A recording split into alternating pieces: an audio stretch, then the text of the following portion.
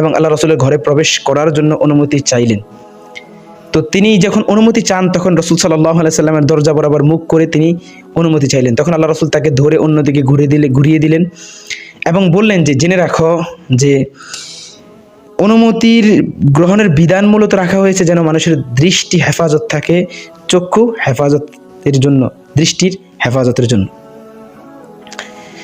তো এই যে ঘরের মধ্যে অনুমতির পূর্বে তাকানোটা ঘরের গৃহের অভ্যন্তরে, এটা একটা চারিত্রিক দোষ, চারিত্রিক খারাপের একটা অন্যতম নিদর্শন।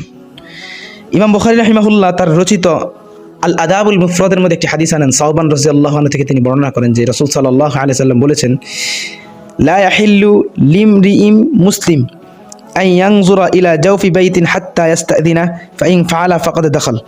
অনুমতি গ্রহণের পূর্বে ঘরের অভ্যন্তরে